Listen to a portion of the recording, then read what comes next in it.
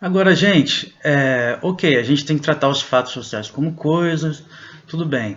Agora, como é que a gente identifica essas características objetivas dos fenômenos? Porque as pessoas têm um monte de opiniões sobre as coisas, essas opiniões parecem que variam infinitamente. E como é que a gente identifica um padrão? Como é que a gente identifica essa objetividade que o Durkheim está procurando? Bem, uma estratégia que o Durkheim propõe é partir, por exemplo, dos ditados populares.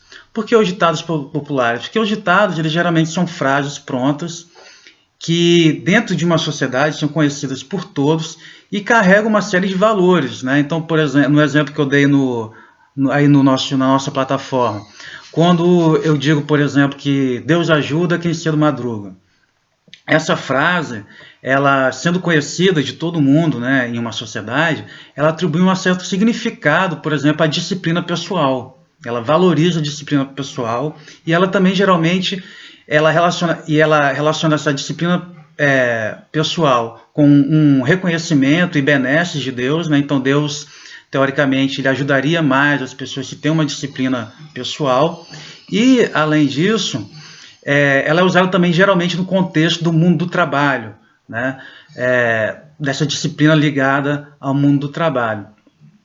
Você pode achar que isso é uma besteira, você pode achar que essa frase de fato está de acordo com os seus valores, mas de qualquer forma ela é uma norma, é um valor que se impõe sobre a gente, né? Então é difícil na nossa sociedade uma pessoa, por exemplo, ficar desempregada e acordar às 10, 11 horas da manhã dentro de casa, né, com os outros parentes trabalhando e não sentir um certo constrangimento social, né? Uma outra estratégia de identificar também essas características objetivas da sociedade seriam as normas jurídicas, né?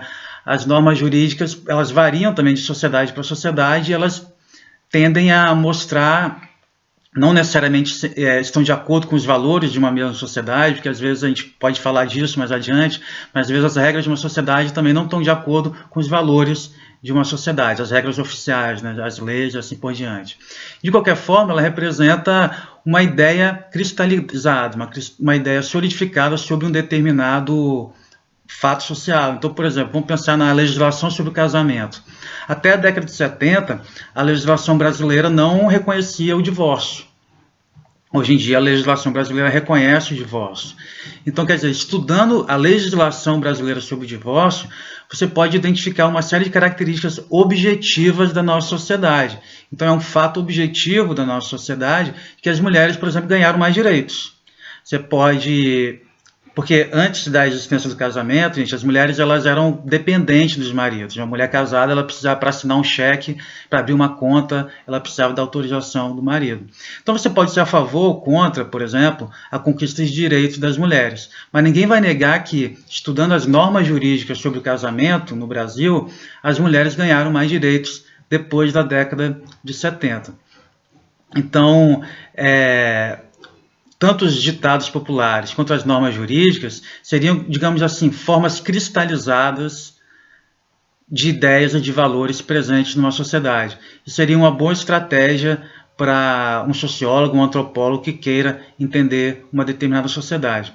Você pode também acessar as ideias, essas ideias objetivas, esses fatos sociais, através de uma série de entrevistas também.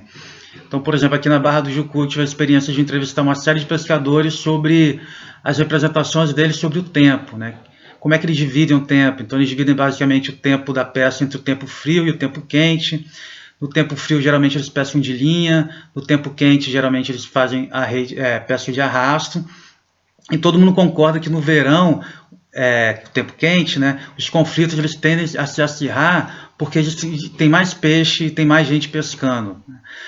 Tem gente que prefere pescar no inverno, tem gente que prefere pescar no verão. Isso tudo são opiniões pessoais. Mas é um fato objetivo que para os pescadores o ano está basicamente dividido entre tempo frio e tempo quente, e todos eles vão concordar basicamente também que as relações sociais, os conflitos se intensificam no verão.